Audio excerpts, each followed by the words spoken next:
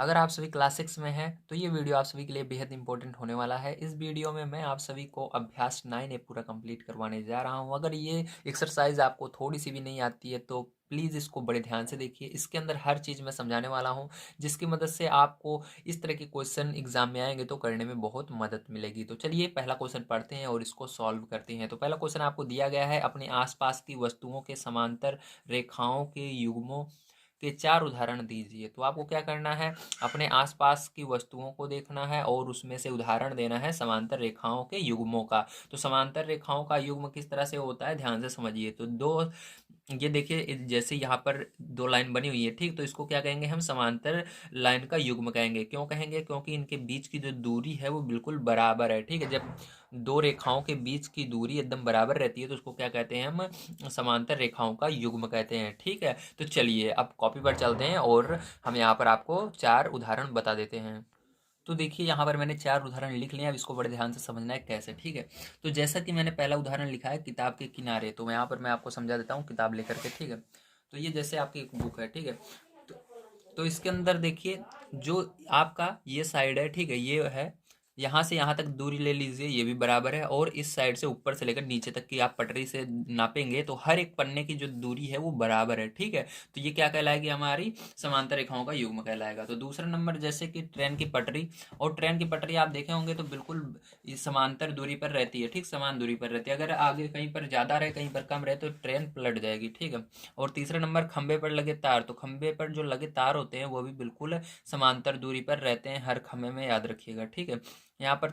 और चौथा नंबर जो है हमारा है पटरी के किनारे। तो मैं आपको पटरी लेकर दिखा देता हूँ कैसे पटरी के किनारे होगा। ठीक है, तो देखिए ये पटरी है आपका। ठीक, तो इस इन दोनों के बीच की दूरी देखिए हर जगह बराबर है। ठीक है, तो ये पटरी के किनारे। तो यहाँ पर आपका ये पहला क्वेश्चन इस तरह से करना था। आइए चलते हैं इसके बाद हम अपने सेकंड नंबर क्वेश्चन पर और उसको पढ़ते हैं, उसको सॉल्व करते हैं। ठीक है, तो सेकंड नंबर क्वेश्चन आप सभी को दिया गया है, पार्श्व चित्र में यल और यम दो समांतर रेखाएं हैं, ए बी और सी डी, इनके बीच की लंबवत दूरी है। मतलब आपको क्या बताना है, यहाँ पर बताया जा रहा है यल और यम जो है आपके समांतर रेखाएं हैं। जैसा देख सकते हो मैंने बता ही दिया था, समांतर रेखाएं हैं दोनों। ठीक है, बिल्कुल बराबर हैं।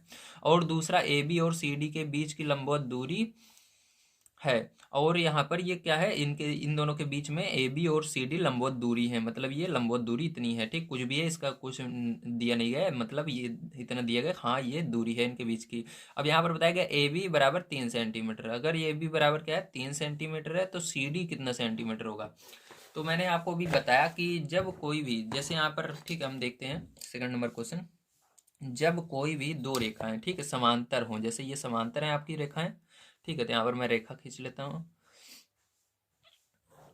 ठीक है, इस तरह से रेखा बनी हुई है आपकी, ठीक, बुक में। तो जब भी कोई दो समांतर रेखाएं, ठीक है, इस तरह से जब भी कोई दो समांतर रेखाएं रहें और उनके बीच में कोई भी, ठीक है, लाइन खींची रहे, चाहे वो एक रहे, दो रहे, तीन रहे, ध्यान रखिएगा हमेशा वो बराबर रहती हैं। ठीक है, एक लाइन रहे, चाहे दो लाइन रहे या तीन लाइन रहे, ठीक, जितनी भी लाइन रहेंगी सब कितनी दूरी की रहेंगी, बराबर दूरी की रहेंगी। तो यहाँ पर जैसे कि आपको बताया गया है, ठीक, इसका नाम हम दे लेते हैं, क्या दिया गया है, ये ए बी सी डी। ठीक है, तो आपको बताया गया है, और ये यल यम है ना। और आपको यहाँ पर बताया गया है ए बी बराबर क्या दिया गया है, ए बी बराबर 3 सेंटीमीटर। ठीक है, कितना सेंटीमीटर, 3 सेंटीमीटर या 3 सेमी मान लीजिए। ठीक है, ये दिया गया है। तो बताइए ए बी 3 सेमी है, ये जितनी दूरी है ये भी इतनी दूरी रहेगी। ठीक, ध्यान रखिएगा हमेशा इसके अंदर जितनी भी लाइनें अब खींची जाएंगी इस ठीक है, यल यल और यम के बीच में जितनी भी रेखाएं खींची जाएंगी सब बराबर होंगी। ठीक, तो यहाँ पर सी डी बराबर भी आपका क्या आएगा, सी डी बराबर भी 3 सेंटीमीटर आएगा। ठीक है, तो इसको हमेशा याद रखिएगा।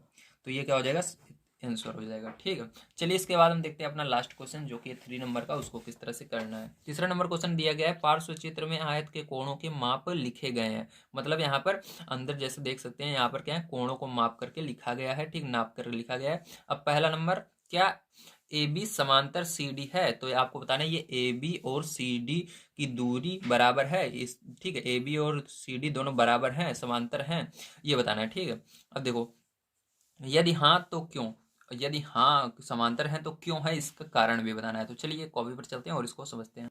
तो देखिए यहाँ पर आपको इस तरह से लिखना है, हाँ क्योंकि ए बी सी डी समांतर है। देखिए हाँ, ए बी सी डी समांतर है क्योंकि आयत के आमने सामने की भुजाएं समांतर होती हैं। ठीक, कोई भी आयत रहता है, जैसे कि यहाँ पर देखिए आपकी बुक में आयत बना हुआ है, ठीक है, तो आयत में हमेशा आमने सामने की भुजाएं हमेशा समांतर होती हैं। ठीक है, इस तरह से आपको लिखना है। तो सेकंड नंबर क्वेश्चन देखते हैं यहाँ पर क्या करना है।